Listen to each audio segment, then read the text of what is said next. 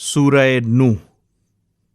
نام نوح اس سورت کا نام بھی ہے اور اس کے مضمون کا عنوان بھی، کیونکہ اس میں از اول تا آخر حضرت نوح علیہ السلام ہی کا قصہ بیان کیا گیا ہے۔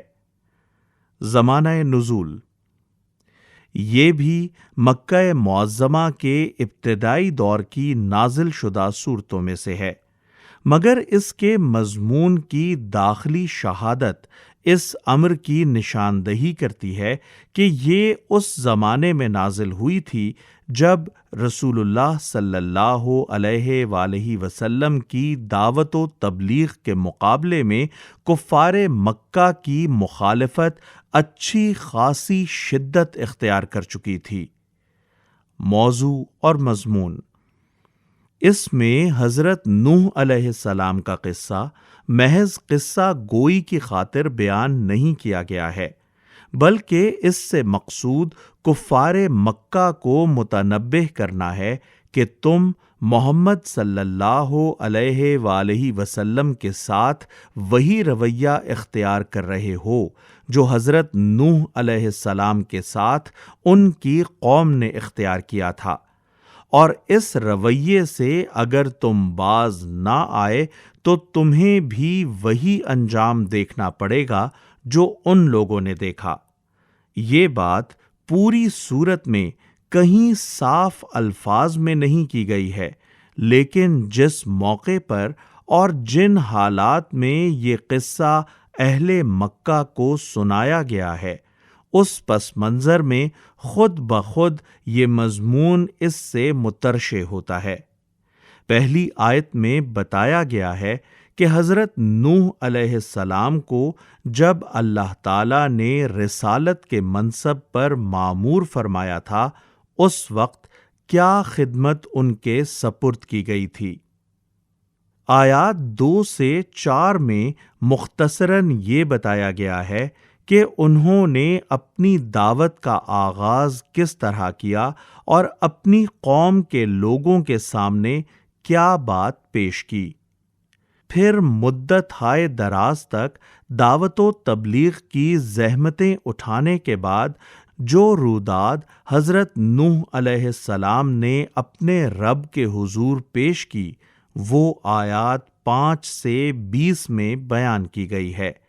اس میں وہ عرض کرتے ہیں کہ کس کس طرح انہوں نے اپنی قوم کو راہ راست پر لانے کی کوششیں کی اور قوم نے ان کا مقابلہ کس ہٹ دھرمی سے کیا۔ اس کے بعد حضرت نوح علیہ السلام کی آخری گزارش آیات 21 سے 24 میں درج کی گئی ہے، جس میں وہ اپنے رب سے عرض کرتے ہیں کہ یہ قوم میری بات قطعی طور پر رد کر چکی ہے، اس نے اپنی نکیل اپنے رئیسوں کے ہاتھ میں دے دی ہے اور انہوں نے بہت بڑا مکر کا جال پھیلا رکھا ہے۔ اب وقت آ گیا ہے کہ ان لوگوں سے ہدایت کی توفیق سلب کر لی جائے۔ یہ حضرت نوح علیہ السلام کی طرف سے کسی بے صبری کا مظاہرہ نہ تھا، بلکہ صدیوں تک انتہائی صبر آزما حالات میں تبلیغ کا فریضہ انجام دینے کے بعد جب وہ اپنی قوم سے پوری طرح مایوس ہو گئے تو انہوں نے یہ رائے قائم کی کہ اب اس قوم کے راہ راست پر آنے کا کوئی امکان باقی نہیں ہے۔ یہ رائے ٹھیک ٹھیک اللہ تعالیٰ کے اپنے فیصلے کے مطابق تھی، چنانچہ اس کے متصلاً بعد آیت 25 میں ارشاد ہوا ہے کہ اس قوم پر اس کے کرتوتوں کی وجہ سے خدا کا عذاب نازل ہو گیا۔ آخری آیات میں حضرت نوح علیہ السلام کی وہ دعا درج کی گئی ہے جو انہوں نے عین نزول عذاب کے وقت اپنے رب سے مانگی تھی۔ اس میں وہ اپنے لیے اور سب اہل ایمان کے لیے مغفرت طلب کرتے ہیں اور اپنی قوم کے کافروں کے بارے میں اللہ تعالیٰ سے عرض کرتے ہیں کہ ان میں سے کسی کو زمین پر بسنے کے لیے جیتا نہ چھوڑا جائے، کیونکہ ان کے اندر اب کوئی خیر باقی نہیں رہی ہے۔ ان کی نسل سے جو بھی اٹھے گا کافر اور فاجر ہی اٹھے گا۔ اس صورت کا مطالعہ کرتے ہوئے حضرت نوح علیہ السلام کے قصے کی وہ تفصیلات نگاہ میں رکھنی چاہیے جو اس سے پہلے قرآن مجید میں بیان ہو چکی ہیں۔ ملاحظہ ہو الاعراف آیات 59 تا 64، سورہ یونس 71 تا 73، ہود 25 تا 49، المؤمنون 23 تا 31، الشعراء 105 تا 122، العنکبوت 14 اور 15، الصافات 75 تا 82 اور القمر 9 تا 16۔ بسم اللہ الرحمن الرحیم، اللہ کے نام سے جو بے انتہا مہربان اور رحم فرمانے والا ہے۔ انا ارسلنا نوحا الى قومه ان انذر قومك من قبل ان يأتيهم عذاب الیم۔ ہم نے نوح کو اس کی قوم کی طرف بھیجا اس ہدایت کے ساتھ کہ اپنی قوم کے لوگوں کو خبردار کر دے قبل اس کے کہ ان پر ایک دردناک عذاب آئے۔ قال یا قوم انی لکم نذیر مبین۔ اس نے کہا اے میری قوم کے لوگو، میں تمہارے لیے ایک صاف صاف خبردار کر دینے والا پیغمبر ہوں۔ ان اعبدوا اللہ واتقوہ واطیعون۔ تم کو آگاہ کرتا ہوں کہ اللہ کی بندگی کرو اور اس سے ڈرو اور میری اطاعت کرو۔ یغفر لکم من ذنوبکم ویؤخرکم الی اجل مسمی ان اجل اللہ اذا جاء لا یؤخر لو کنتم تعلمون۔ اللہ تمہارے گناہوں سے درگزر فرمائے گا اور تمہیں ایک وقت مقرر تک باقی رکھے گا۔ یعنی اگر تم نے یہ 3 باتیں مان لیں تو تمہیں دنیا میں اس وقت تک جینے کی مہلت دی جائے گی جو اللہ تعالیٰ نے تمہاری طبعی موت کے لیے مقرر کیا ہے۔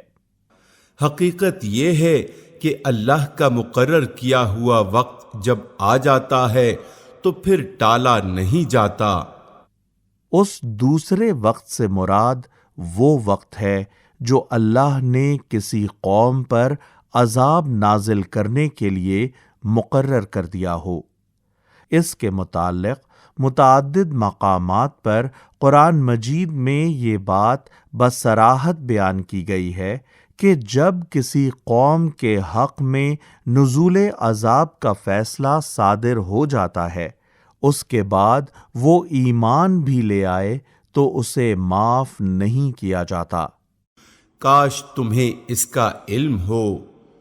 قال رب انی دعوت قومی لیلا ونہارا۔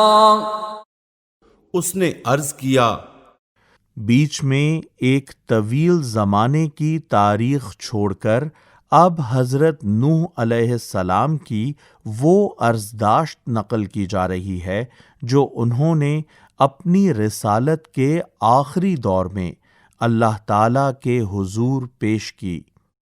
اے میرے رب، میں نے اپنی قوم کے لوگوں کو شب و روز پکارا، فلم يزدهم دعائي الا فرارا۔ مگر میری پکار نے ان کے فرار ہی میں اضافہ کیا۔ وَإِنِّي كُلَّمَا دَعَوْتُهُمْ لِتَغْفِرَ لَهُمْ جَعَلُوا أَصَابِعَهُمْ فِي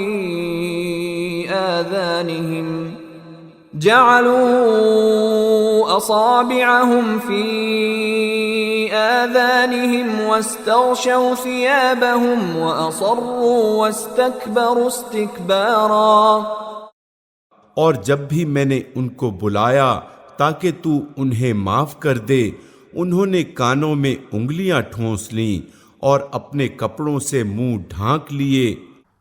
منہ ڈھانکنے کی غرض یا تو یہ تھی کہ وہ حضرت نوح علیہ السلام کی بات سننا تو درکنار آپ کی شکل بھی دیکھنا پسند نہ کرتے تھے، یا پھر یہ حرکت وہ اس لیے کرتے تھے کہ آپ کے سامنے سے گزرتے ہوئے منہ چھپا کر نکل جائیں اور اس کی نوبت ہی نہ آنے دیں کہ آپ انہیں پہچان کر ان سے بات کرنے لگیں، اور اپنی روش پر اڑ گئے اور بڑا تکبر کیا۔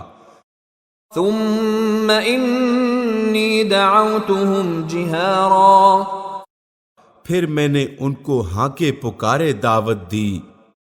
ثم انی اعلنت لهم واسررت لهم اسرارا، پھر میں نے علانیہ بھی ان کو تبلیغ کی اور چپکے چپکے بھی سمجھایا۔ فقلت استغفروا ربكم انه كان غفارا، میں نے کہا اپنے رب سے معافی مانگو، بے شک وہ بڑا معاف کرنے والا ہے۔ يرسل السماء عليكم مدرارا، وہ تم پر آسمان سے خوب بارشیں برسائے گا، وَيُمْدِدْكُمْ بِأَمْوَالٍ وَبَنِينَ وَيَجْعَلْ لَكُمْ جَنَّاتٍ وَيَجْعَلْ لَكُمْ أَنْهَارًا، تمہیں مال اور اولاد سے نوازے گا، تمہارے لیے باغ پیدا کرے گا اور تمہارے لیے نہریں جاری کر دے گا۔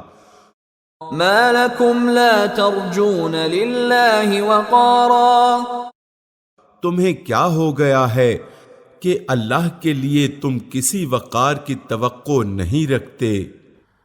مطلب یہ ہے کہ دنیا کے چھوٹے چھوٹے رئیسوں اور سرداروں کے بارے میں تو تم یہ سمجھتے ہو کہ ان کے وقار کے خلاف کوئی حرکت کرنا خطرناک ہے، مگر خداوند عالم کے متعلق تم یہ توقع نہیں رکھتے کہ وہ بھی کوئی باوقار ہستی ہوگا۔ اس کے خلاف تم بغاوت کرتے ہو، اس کی خدائی میں دوسروں کو شریک ٹھہراتے ہو اور اس کے احکام کی نافرمانیاں کرتے ہو، اور اس سے تمہیں یہ اندیشہ لاحق نہیں ہوتا کہ وہ اس کی سزا دے گا۔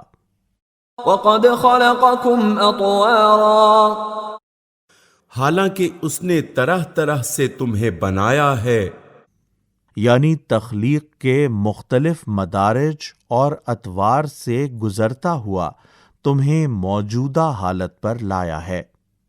أَلَمْ تَرَوْا كَيْفَ خَلَقَ اللَّهُ سَبْعَ سَمَاوَاتٍ طِبَاقًا، کیا دیکھتے نہیں ہو کہ اللہ نے کس طرح 7 آسمان تہ بر تہ بنائے، وَجَعَلَ الْقَمَرَ فِيهِنَّ نُورًا وَجَعَلَ الشَّمْسَ سِرَاجًا، اور ان میں چاند کو نور اور سورج کو چراغ بنایا۔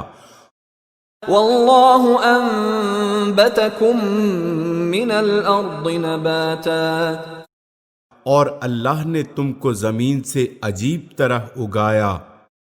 یہاں زمین کے مادوں سے انسان کی پیدائش کو نباتات کے اگنے سے تشبیہ دی گئی ہے، جس طرح کسی وقت اس کرے پر نباتات موجود نہ تھیں اور پھر اللہ تعالی نے یہاں اس کی پود لگائی۔ ثم يعيدكم فيها ويخرجكم إخراجا، پھر وہ تمہیں اسی زمین میں واپس لے جائے گا اور اس سے یکا یک تم کو نکال کھڑا کرے گا۔ واللہ جعل لکم الارض بساطا، اور اللہ نے زمین کو تمہارے لیے فرش کی طرح بچھا دیا، لتسلکوا منها سبلا فجاجا، تاکہ تم اس کے اندر کھلے راستوں میں چلو۔ قال نوح رب انہم عصونی واتبعوا من لم يزده ماله وولده الا خسارا۔ نوح نے کہا میرے رب انہوں نے میری بات رد کر دی اور ان رئیسوں کی پیروی کی جو مال اور اولاد پا کر اور زیادہ نامراد ہو گئے ہیں۔ وَمَكَرُوا مَكْرًا كُبَّارًا، ان لوگوں نے بڑا بھاری مکر کا جال پھیلا رکھا ہے۔ وَقَالُوا لَا تَذَرُنَّ آلِهَتَكُمْ وَلَا تَذَرُنَّ وَدًّا وَلَا سُوَاعًا وَلَا يَغُوثَ وَيَعُوقَ وَنَسْرًا۔ انہوں نے کہا ہرگز نہ چھوڑو اپنے معبودوں کو، اور نہ چھوڑو ود اور سوا کو، اور نہ یغوث اور یعوق کو اور نصر کو۔ قوم نوح کے معبودوں میں سے یہاں ان معبودوں کے نام لیے گئے ہیں جنہیں بعد میں اہل عرب نے بھی پوجنا شروع کر دیا تھا، اور آغاز اسلام کے وقت عرب میں جگہ جگہ ان کے مندر بنے ہوئے تھے۔ وَقَدْ أَضَلُّوا كَثِيرًا وَلَا تَزِدِ الظَّالِمِينَ إِلَّا ضَلَالًا۔ انہوں نے بہت سے لوگوں کو گمراہ کیا ہے، اور تو بھی ان ظالموں کو گمراہی کے سوا کسی چیز میں ترقی نہ دے۔ حضرت نوح علیہ السلام کی یہ بد دعا کسی بے صبری کی بنا پر نہ تھی، بلکہ یہ اس وقت ان کی زبان سے نکلی تھی جب صدیوں تک تبلیغ کا حق ادا کرنے کے بعد وہ اپنی قوم سے پوری طرح مایوس ہو چکے تھے۔ مما خطيئاتهم اغرقوا فادخلوا نارا فلم يجدوا لهم من دون الله انصارا۔ اپنی خطاؤں کی بنا پر ہی وہ غرق کیے گئے اور آگ میں جھونک دیے گئے، پھر انہوں نے اپنے لیے اللہ سے بچانے والا کوئی مددگار نہ پایا۔